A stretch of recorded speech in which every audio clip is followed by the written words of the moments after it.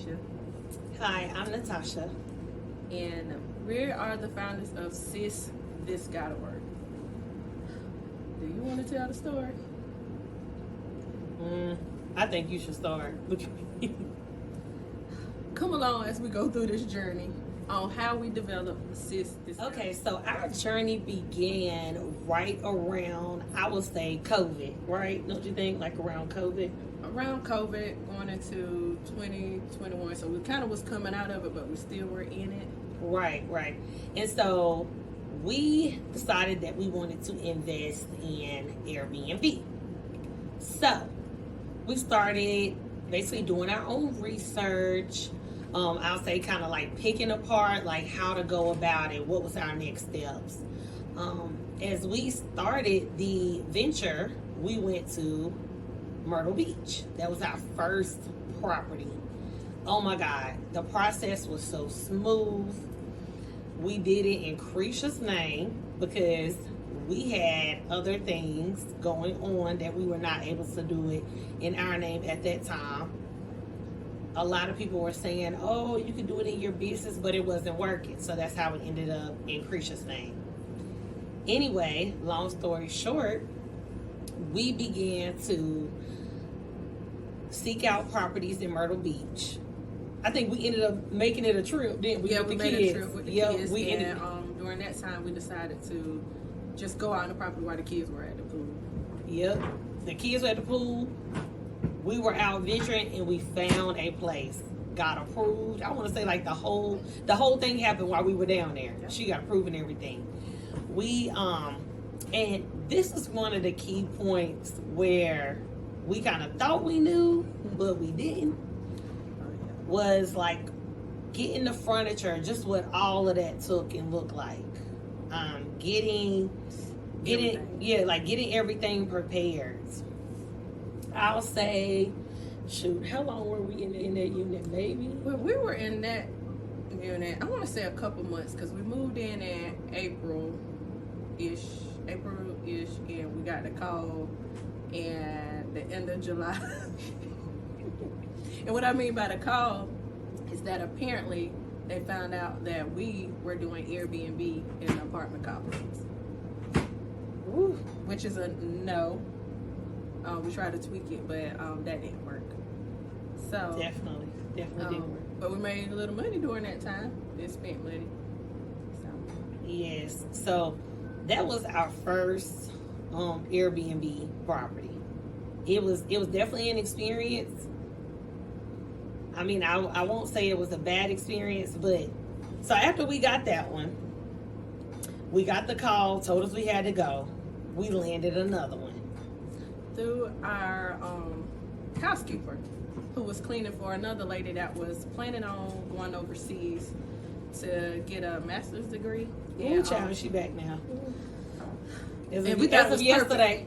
we thought it was perfect because it came at the right time when we didn't know what to do, and we just moved from one place to the next all in like a day, honestly. Ooh.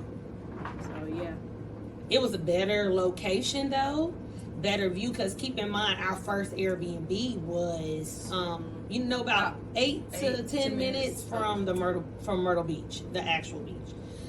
This property had us ocean view, so it was actually the better move. We were there with permission. We were there.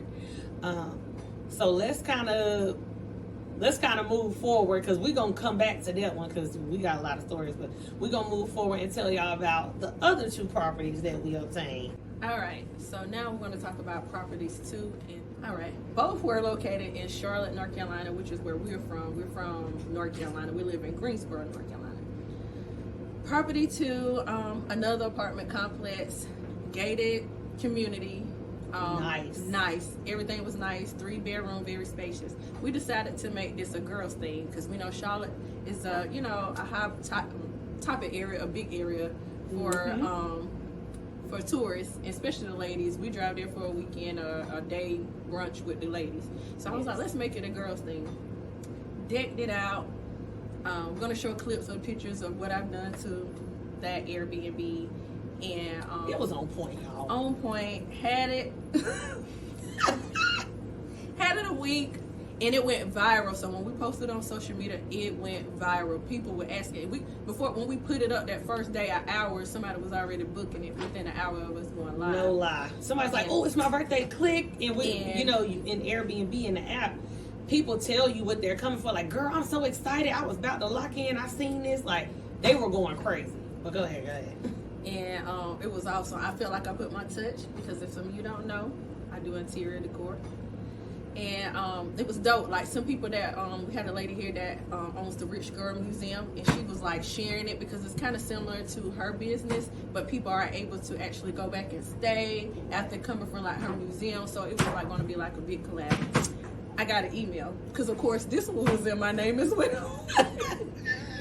And they was like, "No ma'am, you either take it down or move out."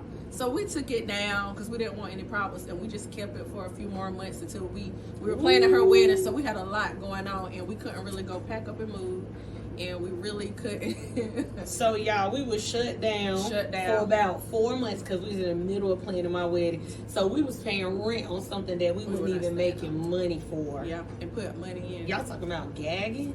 So yeah. So not only that, so before we got the email, I also got approved for a second apartment in Charlotte. So this makes the third Airbnb. When we were there, we noticed like an older lady, which kind of was a red flag because she looked like she was nosing in people's business. I was like, oh my God, this is not going to work. And so we kind of pulled a plug on that because we felt like we was going to get snitched on. So I asked my cousin that was looking for an apartment if he wanted to take it over, and just know that failed. I'm not even gonna go into that story that much. Just know ain't even worth it. It's not worth it. So yeah, we had to pack those up, but I think we should tap back on Myrtle Beach.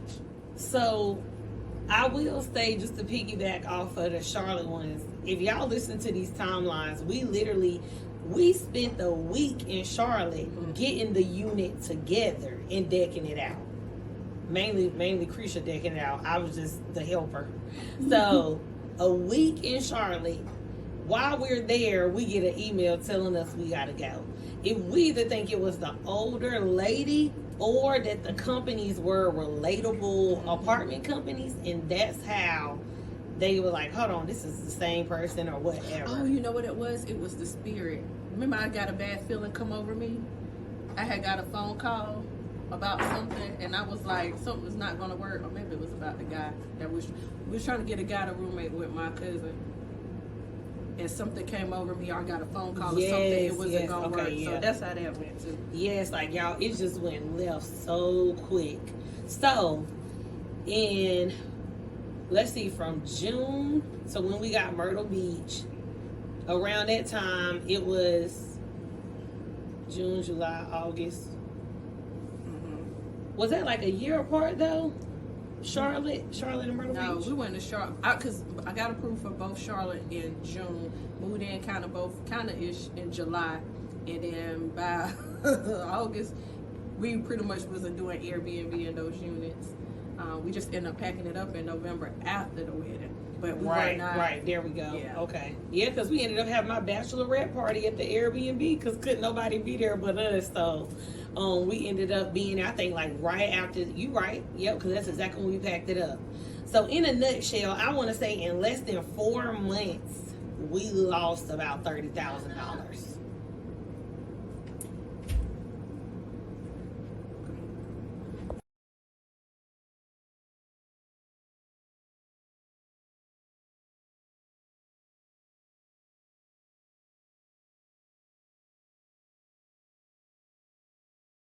Setting up our Airbnb. We were sitting on the floor and you just saw some of the pictures that I did to the Airbnb, and we were like, this better work. And then she was like, sis, this gotta work, because we done invested so much in time in it. It was like, sis, this gotta work. And so we were just saying it, or some days we would be at home.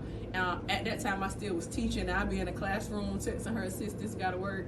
I can't take it. I don't want to do this no more. I'm not happy. I want to live out my dream because I love to be creative. I can't be creative in the classroom anymore. So there were some days she was going through it, and she'll text and be like, sis, this got to work. So I was like, hey, we about to use that. And we did. We ran with it. And this is where we are now. Exactly. To me, like saying, just being able to say it, saying, hey, sis, this gotta work. To me, it's like an outlet. It's saying like, hey, my next level or what it is that I'm trying to do, it has to work. Like, you know, I can't keep taking second chances. I can't keep procrastinating. You know, like, hey, I put my all into this. It has to work. And so that's where it came from. Like, you know, hey, sis, this gotta work. Every time Lucretia had a meltdown, you know, we would be laughing at it, but it actually became a thing that meant something. And so starting this movement is going to be major for us, major for the women that we're about to impact and come in contact with. And like, we're just super excited about it. Yeah. Encouraging them to keep moving, keep pushing forward. So Lucretia has, well, along with myself, we've been working together trying to, I don't know. Look at me. Trying to find ways to help people. We're big in manifestation, very spiritual. And I always love to write. I always been a journal girl and an agenda girl since I was a young girl. So I figured like, hey, maybe some people want to manifest or want to, you know, write some things down along their journey. And so we decided to make journals. And we sell some of the journals, Sis This Gotta Work, different designs, targeting Black women, you know, because we didn't have a lot of people like, you know, inspiring us or uplifting us growing up. So we had to kind of find it. And I didn't really find myself or my Blackness really until I became an adult. Listen to my voice. A grown up. And now I'm a mother of a teenager trying to empower her Blackness, you know, so we need people like that. I totally agree.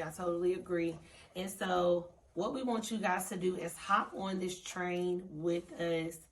Watch this movement as we travel or try to get to the next level. We do want to encourage everyone that is around us to not only be a part of the movement, but to actually move with the movement, if that makes sense. This is going to be something on another level. I know you guys have seen us do women empowerment things, but nothing like this. Nothing like this. This is going to be different, and we're coming in heavy with some major heat, and we're coming to set the tone for, sis, this has to work.